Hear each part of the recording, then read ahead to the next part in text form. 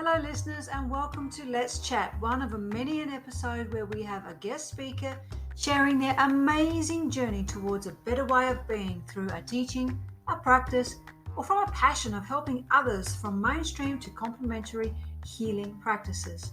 Today, we will be chatting with Anne Winning, animal communicator, Reiki practitioner, and author of Horse Whispers. Anne was born in Scotland and has spent time in Kenya and now calls the Sunshine Coast of Australia home. Anne is passionate about helping people and animals resolve emotional issues in their lives and to share with people what their animals want them to know. I find this truly fascinating as I believe there is so much we humans can learn from the animal kingdom. This gift of being able to communicate with and heal animals is something I can't wait to hear more about. So listeners, let's join the conversation here. Let's chat with Anne Winning. Hi Anne, and welcome to the A Better Way of Being podcast. It's lovely to have you join us here on the program. Thank you, Sharon. I'm very excited to be here, and thank you very much for having me. My first podcast, and I'd like to congratulate you too on such a good podcast and for your year anniversary that's just passed. So yes, well done. Thank you. Yes, it's been awesome, and it's great to have you here on the anniversary celebration. Oh, and this is a fabulous gift that you'll be sharing with us here on the podcast. But before we dive into all that you do, can you share with us? We always like to hear a bit about how people get started with what they're doing. So before you tell us about your Reiki and the animal communication, how did it all start for you? Yeah, well, it's a bit like unwinding a ball of string in a way, to think back through your life and think, when did that start? When did that start? There's so many different threads to it all coming together. But I'll focus on the animal communication and the Reiki. In the beginning of the animal communication. I have been doing Reiki for about 25 years and then doing animal communication for about 16 or 17 years now. So it was Reiki that came first and then the animal communication. But I'll talk to you about the animal communication in the first place. There's two events that led me to going into the animal communication. But I only really understood the very first event in hindsight after the second event. Okay. The first event was in Ireland, and I was on a riding holiday. And I was there to stay for 6 days, and we were riding for 6 days. And on the very first day of a 6-day ride, as soon as we left the village, the ride, because you had to be competent riders to be on it, the ride started to trot. And I heard a voice in my head saying, "Oh, thank goodness I've got one that can trot." And I thought, oh, that's weird. Yes. And I thought, I didn't really think I would think that to myself, but yes. I just, okay, we're trotting. I was looking at the scenery. I just let it go. I just thought that's strange. And I didn't dwell on it much. I continued to enjoy my holiday. So that was in Ireland. Now, an aside on that is that I am actually from Scotland, and I've always had a sense that there's something very deep in me that's connected to everything Celtic, Scotland and Ireland. So I was in Ireland because I love Ireland and I love everything sort of that makes me feel like I'm at home in something Celtic. So that happened. And then when I came home from that holiday, I was on my own property on the Sunshine Coast in Queensland. This time I was with my own horse. His name is Dallas. And one morning he wouldn't come into the yard for his breakfast. The other two horses had come in and gone to their stables, and he was standing outside just staring at the fence. And I thought, that's weird. So I called him and he just stayed there. So I started to walk up to him and I said, "Dallas, what's wrong with you?" And I heard a voice in my head again. "Why did you buy another horse? Wasn't I good enough?" Oh. Wow. Oh my goodness. I just burst into tears. I felt his pain because guess what? This was my pain too, but that's another story or part of the story. Yeah. I put my arms around his neck, weeping and telling him I loved him and explaining the reason for getting Finnegan was to do with show jumping, and that show jumping hurt him. And I had decided I wanted to do show jumping.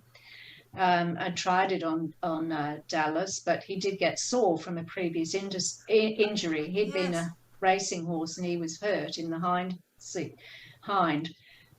So anyway, I cried and I told him why I'd got Finnegan and everything. And then after that interaction, he just sauntered into the stable as though nothing had happened and started eating his breakfast. So I was left with the aftermath of this, aching for him, aching for me, completely bewildered about hearing these voices in my head, because as you can imagine, when I heard his voice, I immediately thought about, because I think I'd only been back about maybe a year or so. When I heard his voice, I thought, oh, that's the same as when I heard that in Ireland.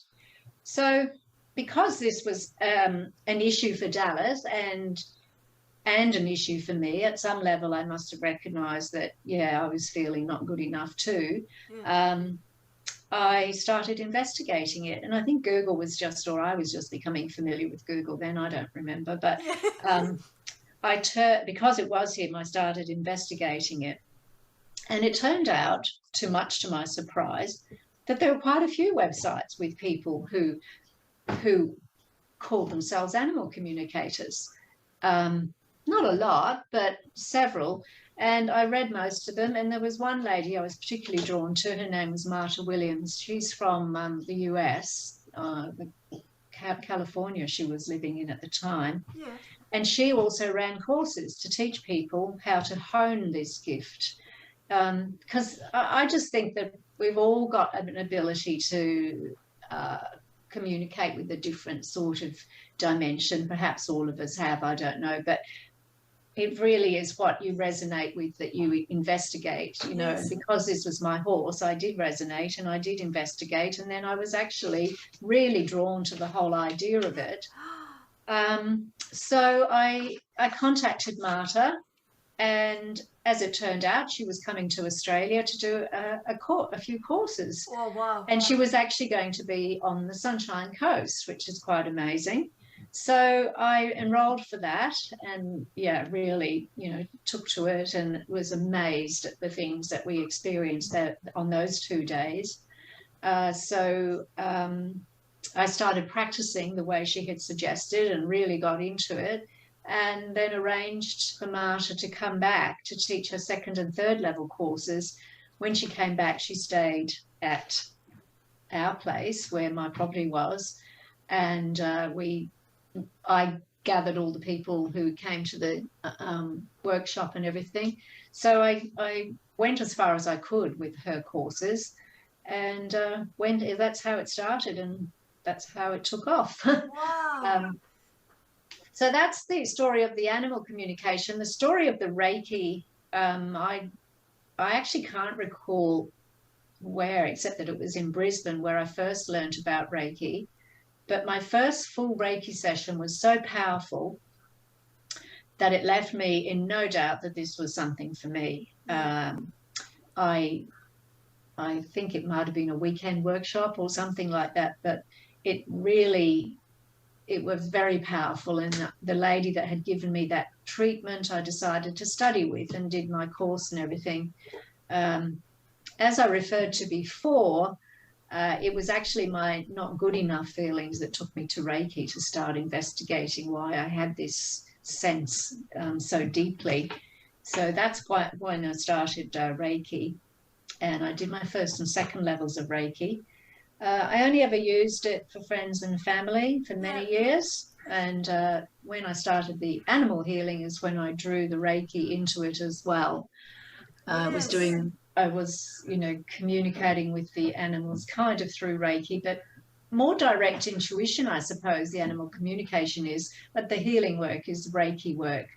And as your listeners or you may know, Reiki 2 allows you to do distance healing, enables that. Yes. And it's only last year that I did my master's level in Reiki, because I'm into doing a whole lot more. I want to help as many animals as possible, obviously. Fantastic. What a journey. And everything seems to have come just at the right pivotal moment when you needed it. You know, you had your awareness of your communicating, and you Googled, and this lady was coming to the Sunshine Coast where you are. Just fabulous. Yeah, and you went on, you done your Reiki, which is just enhancing and empowering, and like you said, giving you an opportunity to reach even more with what you do.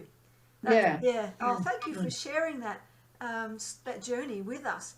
And in a conversation that we had just earlier, you mentioned, and which I just picked up, that animals have feelings as well. And animal lovers, you know, all over would totally agree with you, as I do, and would really like to know a bit more about this.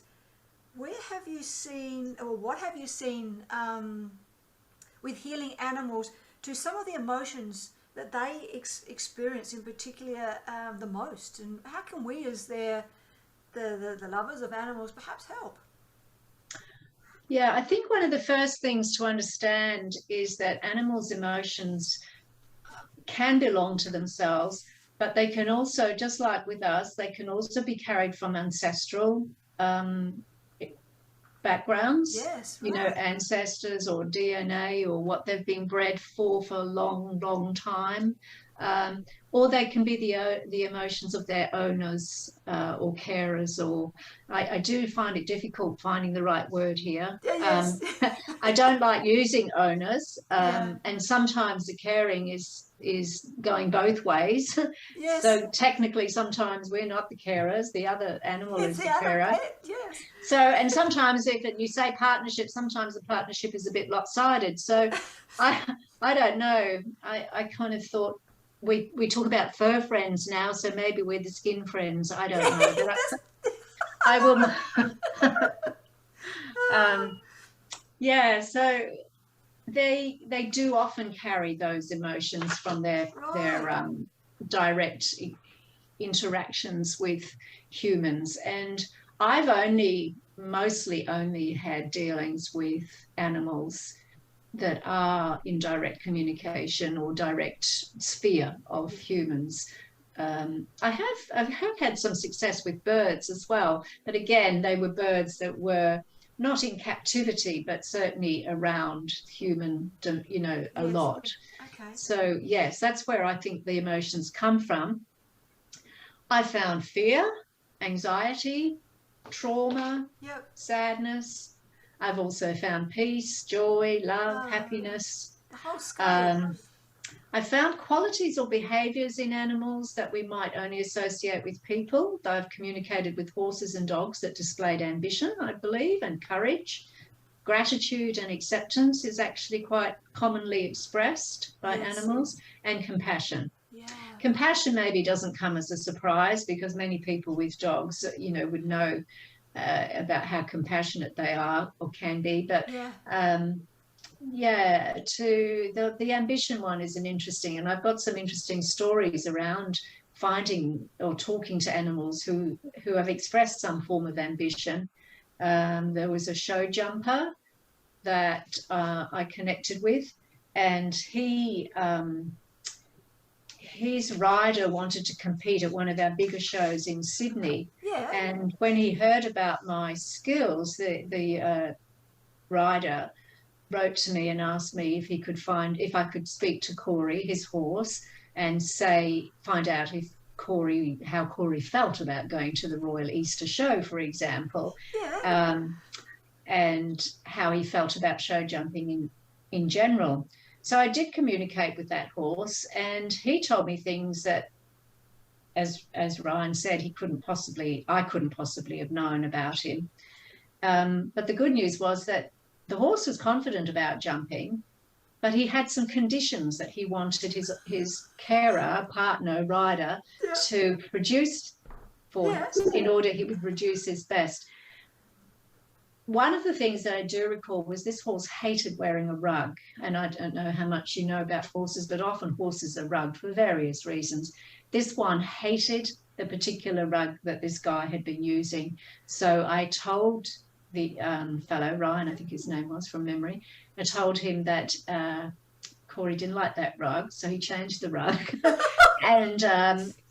And he noted that the sulking that had been going on when he started training actually stopped when he sort of took on some of the suggestions that I'd been given. So it's very interesting. Often the animals seem to express something they might like to have in their life or not like to have in their life, and they seem to know when the message has been passed on. I don't get it completely myself, but that's what I've noticed. So anyway, I negotiated things for the horse and for the rider, and the horse went down to the Royal Easter Show and he jumped very well, and the rider was thrilled that his horse was happy about jumping. So Yes. that ambition may or may not have come from the rider.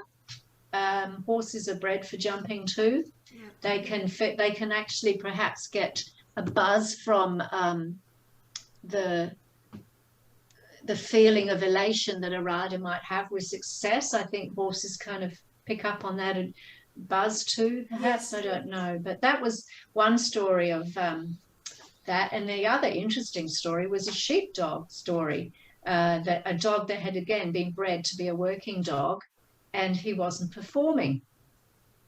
So these people, and these are people like, real country people from out west. So it was a surprise to hear from people like that. You can understand, people with pets in the cities and all that maybe taking this on board, but the real true country folk. Anyway, what I got from this dog was, well, the owner told me that, she was bred to work, but when they started trying to tell her what to do, she just sat down and sulked. Oh. So I questioned the dog about that, and when I tuned into Tabitha, her name was, I immediately got the words, "They bought me to be a working dog, so why don't they let me do my job?" Oh, that's direct. It was. I was really taken aback with the rapidity with this response came through, and the indignation that was coming from the dog. Yes. So as we communicated further, it became evident that Tabitha was a 2-year-old. I didn't know that at the time. She told me she was 2, and she was a very well-bred working collie. And she had a great deal of pride in her natural ability. Yeah. So she got affronted when she was corrected about it. Oh. So she is keen to become good enough to go to shows. So I used that as a negotiating point. I got back to the owner, I said that this is what they said, and she said, well, we want to use her at shows and she needs to learn what to do when and all that sort of thing. So when I got back in and talked to the dog about that and told her that sure, she does know her work, but to perform at a show, you've got to do it on command and when they are. So I explained all that to her. And a few months later, the owners got back to me and said she was working really well and she was really outstanding at the shows and everything. So she seemed to have fairly natural ambition. She was obviously bred into her. Yes. So it's a bit of a surprise, but it was certainly there. Yeah, that's fabulous. That's fabulous. Have you got, I know I'm not alone here, but have you got any other stories that you're able to share with us? Horses, dogs, cats? That you've worked I have lots of stories, and I did want to share one about animals showing compassion too. Yes. The story about a German Shepherd, Jody, her name was, and the owners got in contact with me because she was showing signs of being very depressed and full of apathy and everything. And when I connected with the dog, what I discovered was that Jody had taken on the symptoms of her owner's poor health. The owner actually didn't know, and as a result of this interaction, they went off and got some tests and found out that, yes, indeed, the owner, or carer, I should say, or whatever, did have health problems, and the dog was trying to bring her to this attention by sort of mirroring the symptoms of the illness. So they went and got all the tests and found out, and as it turned out, they found out early enough to actually do something about it. That's amazing. And was the dog okay after that? Yes, after that the dog was fine. Yeah. Interesting, very interesting story. Another interesting one was when I was called out to go to, a dog was always showing a lot of reluctance of leaving its bed. So I went in, and Buster was a Staffy. Yes. And he was, asked him why he didn't want to leave his bed. And to cut a long story short, Buster had become depressed because there was a divorce happening in the house. And the dog was very concerned. He knew that the family was splitting up, and he was worried about who was not going, because he'd been with both of them, who wasn't going to have him, and how would the man, the husband, cope without not having him, and so on. Mm-hmm. So yeah, that I didn't know that those people were getting divorced until the dog told me that that's what was bothering her. Wow. So as a result of that rather difficult conversation, I must admit, I had they went on and talked about how they would share Buster so that he felt all right. Yeah. Yes. Oh, that's amazing. Yeah, there was another one. Yeah. Oh, and a recent one, very interesting, very quickly. I got a photograph, and this is something I should share, is that I do mostly work from photographs with just a few bits of information about the animal. So a friend of mine whose greyhounds I've been working with asked me to talk to her sister's dog in England. So I got a photograph of the dog, and apparently the dog has behaviour. All I was told was that behaviour had changed, and she was acting oddly. Yeah. I tuned into this dog, and the words I got were, "Tell them to stop shouting." And I felt this sense of the dog feeling uncomfortable. There was a lot of shouting going on in the household, and the dog was feeling very uncertain about what was going on. When I took it back to my friend and said, "That's what I got," she said, yes, there is a lot of shouting goes on in that house. There's a lot of upset going on right now. Yes. So, yeah, so interesting. So, yes, and so the animals quite clearly, and I've always thought this, but you're confirming it so much, they do pick up on what's going on in the family. Yeah. They do, yeah, yes. yeah.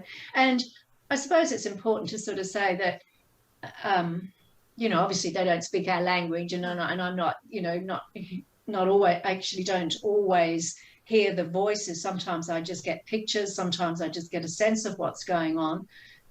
So it's just about whatever medium there is. I'm a medium for sharing what's going on for the animal at an emotional level. Yes. That's how I understand it anyway, because obviously... It must be so interesting for you to set up that link between the two. The animal and the carer or the owner, or Yeah. It is, and what I like about it is that there's always the option too, if the animal is kind of reflecting something going on for the human, if I can read in the whole situation that the human is open to it, I can offer Reiki to the human as well. And I have done that. One horse was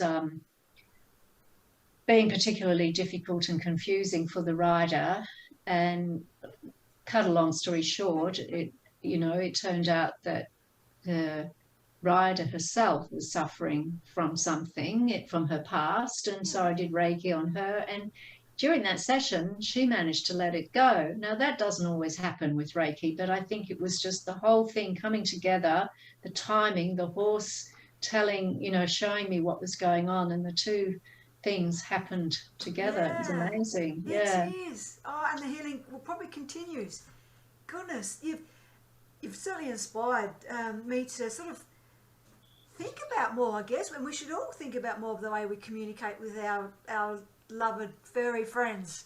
And take notice. Yes, and on this, so what some of the stories I've kind of classified as stories about, performance, stories about behavior, ancestral, and things like that.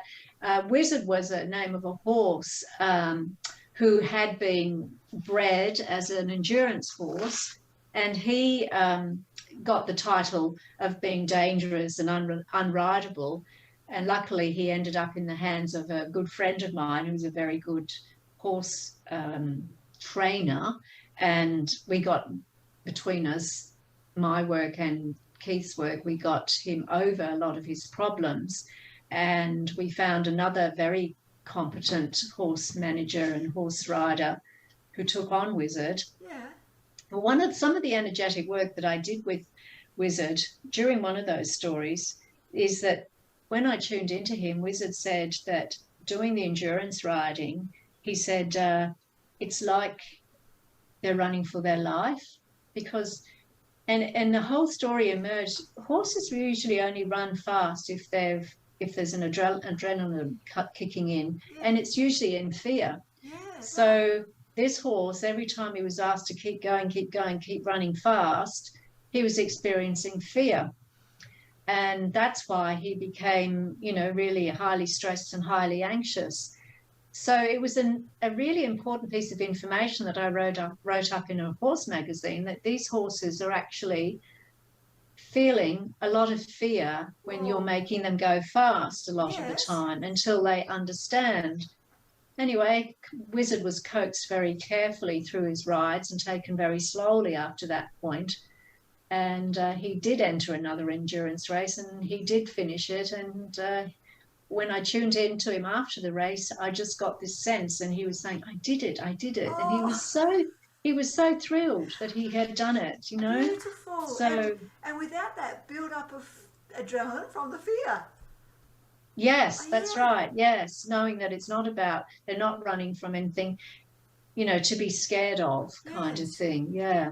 So that was an interesting one, but I always thought it was a really valuable piece of information for most horse riders to understand that going fast might create that sense in a horse that they had to run from something. Yeah, exactly. Yeah. Wow. And would the rider in that case, once they're aware of this, just be able to have a bit of a conversation themselves? Okay, we're doing this endurance now, but don't forget, it's not that you're running away from anything. This is just something to, a bit of a race, or a bit of a, I don't know, what would you call it? Something to enjoy instead of yes, to shift from being an animal running in fear to be an athlete, basically. And I think a lot of it has to do with the attitude of the rider, because if the rider is really high on adrenaline and is super, super competitive, I think that's when a horse will click into that notion of fear and anxiety and stress, because they're picking up on the stress of the rider, who's not just there to just enjoy it or see that it doesn't matter if they don't win, but they're out there because they're competing and it's fun and that sort of thing. So I think that was an important part of that story. Wow, we do forget just how sensitive animals are to our own emotions. I mean, look, sometimes when, even with my dog Bo, you might be having a bit of a down moment, and next minute she's up right next to you giving you a little cuddle. You haven't even spoken. So animals are cats are the same, most animals are so clever at reading us more than what we're able to.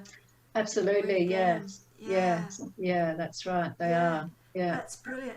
And what about this? I mean, I've had many a pet in the time, and there's that moment when, a pet passes or moves on after being sick or age, and they go onto that beautiful rainbow bridge. It's absolutely devastating for us, but wow, is there anything you can do to share on that transition? Is there some sort of end-of-life practice that we can do as responsible carers or owners or humans at the end of the day for our loved pets to help them? I think it's good to be able to tune into and ask the question about euthanasia. Yes, right. I've come across animals that are open and at peace with the idea of euthanasia, and those who aren't. There was a cat and a dog I treated who both suffered pain towards the end and of their lives, but they wanted to relieve their carers about the trauma of euthanasia, right? So Fluffy was a cat that was quite clear that she didn't want to be euthanized. The owner got in touch with me to ask about it, and she said no, she wanted to die in her own time, and she gave me great details about how she'd like to die, which I passed on to the owner. The owner wanted to know if the cat was going to come back again, and the cat said no, it wasn't coming back again, but he'd send another cat or dog. I wasn't clear on what with that one, and that when an animal suddenly appeared in that lady's life, she'd know that it had been sent by Fluffy, the cat. Oh, I've got goose pimples. That's beautiful. Yeah. So that was one occasion. Recently, there was another dog that was in a terrible lot of pain, but her carer. It was a young girl who'd lost her father not too long ago. And the dog, when I went there, I really thought that the dog would be saying, you know, could you ask them to get the vet, so to speak. But I really felt strongly, no, this dog didn't want to go that way. He knew how close he was to the end, and he didn't want to have to put them through getting a vet. And so he died in his own time within 24 hours. Oh, So yeah, he was in a lot of pain, but yeah. yeah. Another thing is to actually let them go, Yes. you know, energetically let them go. There was a dog I went to a number of years ago, and the owner really didn't want that dog to die, but the dog was really ready to go. And when I got there, that's what came through to me. And I had to say to Glenda, I said, you know, Jazz really is ready to go, but she's hanging on for you. And we both felt the shift in energy in the dog when I passed on that message. Yeah. And Glenda just said, oh, let me just have 24 more hours with her, then I'll get the vet, you know. So when Yep. Glenda was sitting there with me when we went through that, and yeah, she said, yeah, I felt that. I felt her change when you told me that. She said, I felt her relief. Relief. Yeah, Oh. yeah. And well, and that's, to me, that's even a more precious gift that you're giving that partner, that sharing of life that we do have with our pets.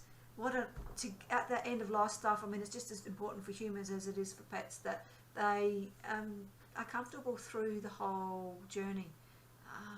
That's amazing. And you can do, I guess you could use your Reiki at the same time. Oh yes, definitely. Yeah. Those last moments. Yes. Wow. Goodness me. Wow. There's just one other story too, about a person. The dog had died.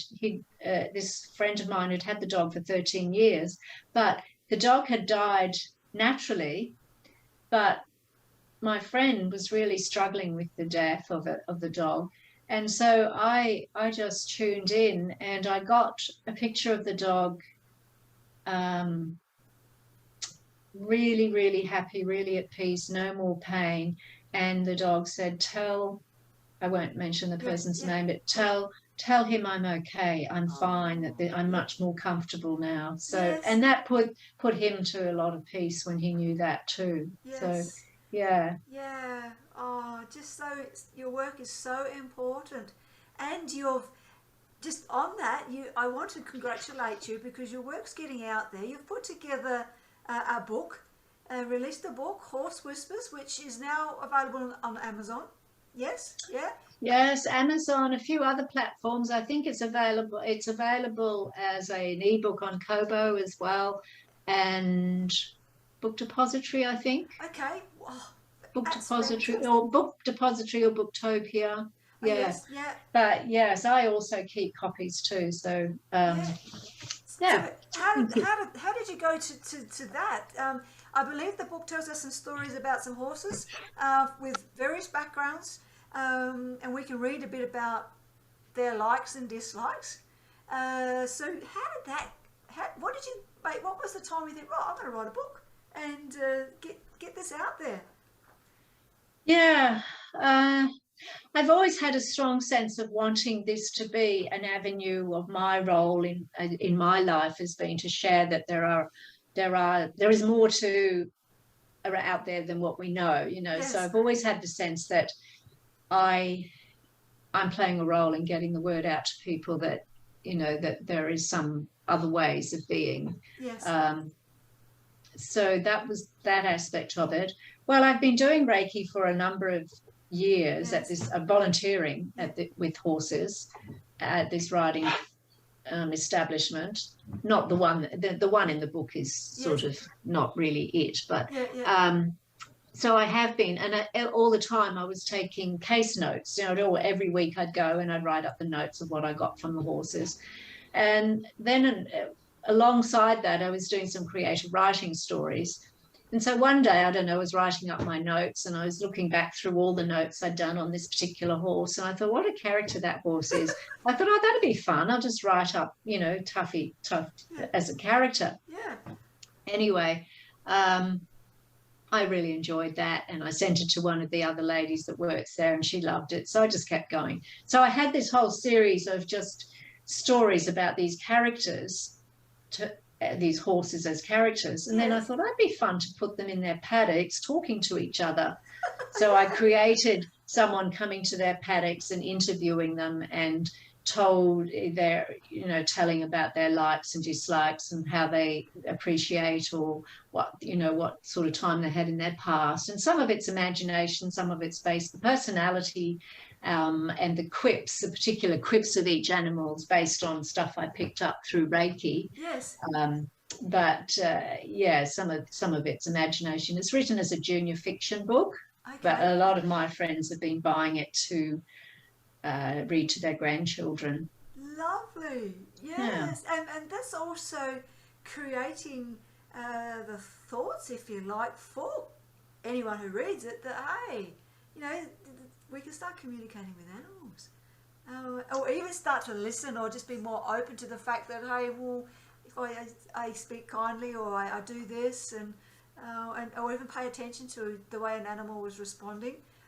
Yeah, I think one of the things that, because horses do get, moved around a lot from home to home, there's a few stories in there of incidences in there which points out that horses are not unaffected by that. I think there's been a tendency in the human world to, buy and sell horses without considering whether or not the horse is affected by that. And so a lot of what I heard did include that aspect of things. So I have worked that into it.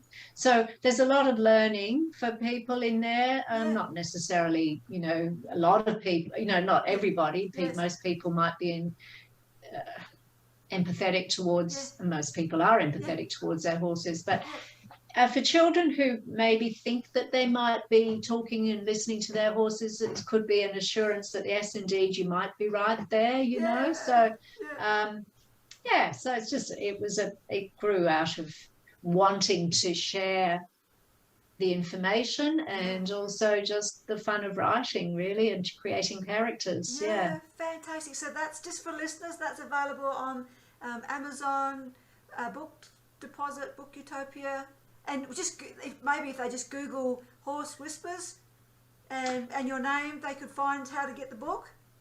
Yeah, so I'm pretty sure. I mean, I know for sure it's on Amazon as an ebook and as a print book. And last time I looked, it was in book. I think it's Booktopia.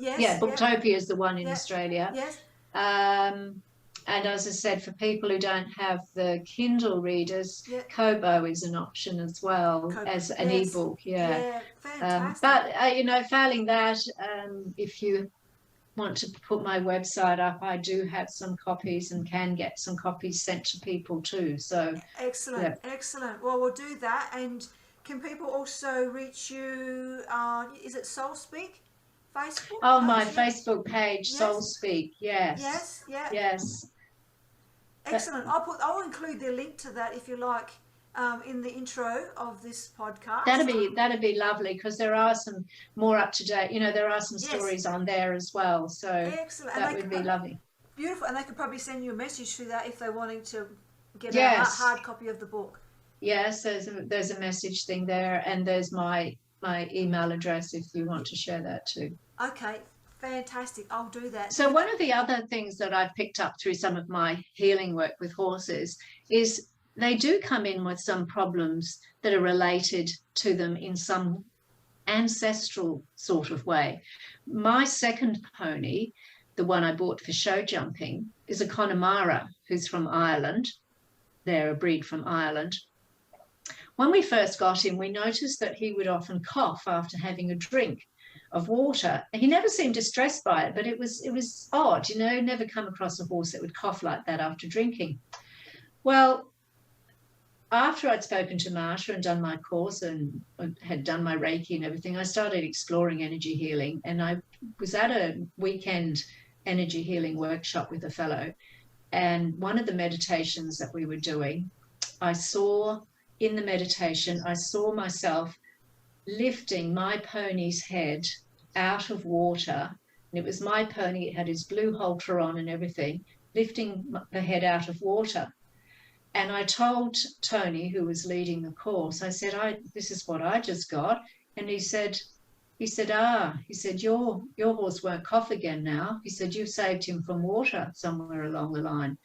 And then another lady who was there, she said, well, Connemara's, there was a whole, in the Spanish Armada, there was a whole fleet of Spanish Andalusian stallions that got washed ashore onto the shores of Ireland, and they bred with the native ponies, and this is where the Connemara breed came from. So going right back to this time of the Spanish Armada, is this drowning of a whole bunch of horses, and my horse just coughed, and in my dream, my meditation, I lifted his head out of the water, and do you know, after that, he never coughed again. Oh my goodness. It was just phenomenal. So there's just some phenomenal things out there that we just don't really fully understand. But exactly. He never coughed after drinking again after that. So I've never forgotten that one. No, that's amazing. You saved him some. That vision is just, was so powerful. Yeah. Yeah. Yeah. And another super story was when horses have an opinion about their names. I was called to work on a pony, and now the fellow who called me, he was quite upfront. He said, look, I don't believe in all of this stuff, but I've spent much money on this horse. This little pony of my daughter's just coughs all through the night. She keeps her awake. She coughs and coughs and coughs. And he said, I've had vet after vet. No one can find anything wrong with her. And friends of his had read about my work, or had actually, I can't remember whether I'd just done something for them. But anyway, he said, these are trusted friends, so I'm going to give it a go. So I gave Syrup a healing session. And after the initial session, which was a hands-on session for an hour, Woody, his name, he called himself Woody, he reported that he'd noticed a considerable drop in the amount of coughing that the pony did. He said he wasn't sure whether he was imagining it. He said, but I've laid awake at night listening, and I noticed that it's not working so much. And I said, well, look, she said she was still coughing a bit. And I said, look, I'll do another session by distance. Well, his response was so funny. He said, you really tested me with this so far, but he said, now you want me to believe that you can do it by distance?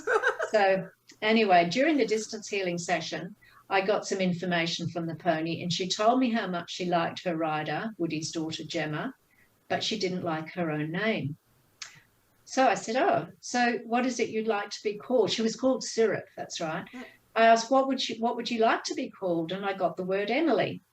Well, that really surprised me, because I don't think of Emily as a horse's name. No. But I've learned to accept the information I get, and I tried to verify it. So when I next phoned Woody, he reported that the pony's coughing had reduced even more again. And he said he could never have believed it. He was never into this sort of thing, had to admit there'd been some huge changes. Yeah. I then took a deep breath and said, I've got more information for you. And I said, this will really challenge your thinking. And I told him that the pony had said she didn't like her name. And this time it was me that got the shock, because Woody said that even before I said the word Emily out of my mouth, he knew that's what I was going to say. Oh. He knew I was going to say the pony wants to be called Emily, and the reason is that Gemma's best friend was Emily. So the horse, the little pony, was saying she wanted to be considered as the best friend. Best friend. Yeah. Oh my goodness. Yeah. And did he change the name? I believe he did, yes. Well, the daughter certainly would have too, yeah. Oh, that's amazing. So, and how much more confirmation can you really want, or really need? You know, it's worked each time at the different levels and distance for him. Wow. Yeah. That's a fantastic So it would have changed his mindset considerably, because he was your old rough outback sort of guy, so didn't believe in any of this stuff, but it would have changed him for sure. Yeah. Excellent. Oh, and the pony. Yeah. Wow. Do you have any other stories that we were going to be too happy to hear? I think I've given you a fair range of what we've talked about: performance and behavior and compassion and the dying and death thing. So, Well, what would you suggest I know you had to find this all out on your own. If there are people out there thinking that they're hearing their pets or animals talk to them, what would you suggest they do? One of the things that we were taught when we did the course was we were taught to ask the horse to say, if this is right, or if you get this, or if turn to your left, or drop your head, or lick my hand, or just ask the animal to do something specific Yes. if the message was getting through. Yeah, that and makes and sense. yeah, that often worked. Yeah. Yeah, that's a good point. Yeah. Yeah, because I can understand how that would be something you've just heard something, and we'll go back and get your confirmation. And a lot of us who suffer from that whole not good enough thing, I remember my girlfriend and I at the course, the horse would say turn to the left, or do the drop the nose, or whatever we said, we'd ask, and then we think, oh, is that just a coincidence? So we'd ask again. Oh yes, and we do, and we do Yeah, those yeah, types of things.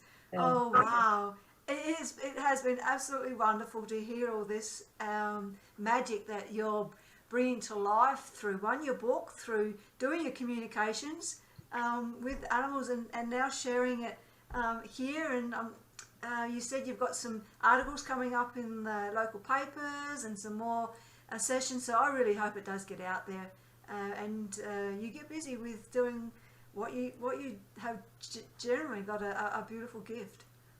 Thank you. Thank you, Yeah. Sharon. And so have you. And everyone that's listening has got their own gift and way in the world. And it's all very exciting to share it like this. So Yeah. congratulations. Ah, thank you so much. All the best. All the best. Yeah, likewise. Thank you. Bye-bye. Bye.